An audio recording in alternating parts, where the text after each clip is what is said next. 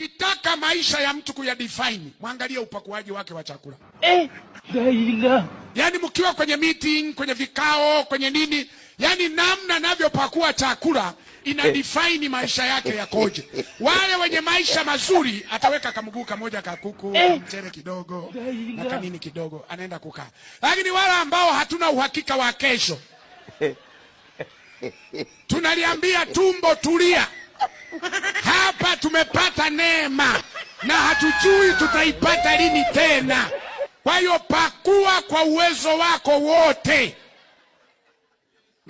Unaona mtu anamtengeneza kuku mzima kwenye sahani, maana mguu wa kushoto upo, wa kulia upo, kidale kipo, nini ipo. Yani kinachokosekana ni miguu na utumbo. Anafika kwenye vinywaji anaona vyote vinafaa. Kuna juice anaitamani. Kuna hiki anatamani. Kuna hiki utasikia nipe juice wakati najiandaa kupokea na. Kwa sababu hana uhakika.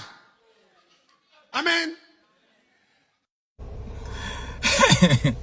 But where is the lie? Where is the lie now? But for sure mimi nitawaambia tu for free. Mimi naye if I contributed in your wedding, mimi nikicontribute kwa any sherehe yako, mimi nitakuja kukula my dear. If I give you my 1000, nitahakikisha nimekula kadri ya hiyo 1000 yangu. Nikupatia 2000, jua nitakula kadri ya 1000 yangu na nibebe take away. Nikupatia 3000, nitakula kadri ya 1000 yangu, nibebe take away na kesho nirudi bado nimalizie. Nikuja round 2. Siwezi jivunga. But this pastor ana make sense, yeah. You used to see wakati kuna maharusi home, kwa sababu mimi I've been brought up in Coastal. Yeah, watu wa chuda. So na Mikindani, most of the time kukiwa na harusi utaona hao watu ambao wanatoka kwa hizi mamtaa wakialikwa harusi na mababa zao, wanakuja na baba zao na mama zao. Mtu atakuja atakula mchele, atabeba kwa nguo. Kuna watu wao walikuwa wanaikanga nguo hivi, mtu anajaza mchele kwa manguo anaenda nazo home, hiyo ni ya kesho. Yani kukula na kubeba. But anyway, yeah, venye amesema ujui ya kesho. So leo hiyo siku ikifika, kula kadri ya uwezo wako.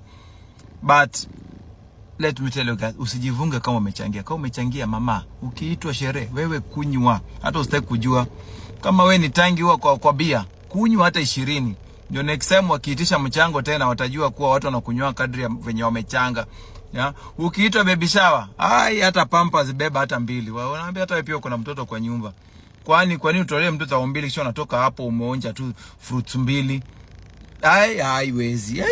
Na hii economy nikutolea 2 3 kwa harusi. Nikuje hapo unidanganya na kapaja kamoja na soda ndogo. 3 yangu ngirishikana imeisha hivyo. Haiwezi. Hiyo inaweza niuma, inaweza ni haunt. Siwezi recover that year.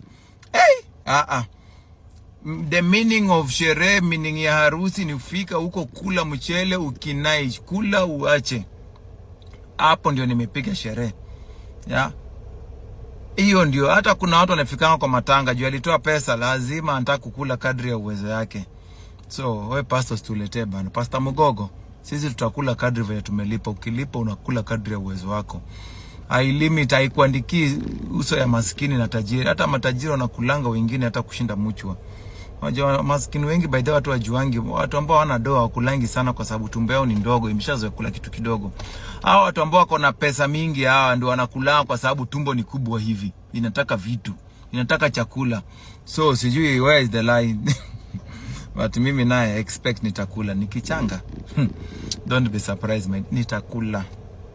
Kesi baadaye kukula na nitakula kadri ya pesa yangu.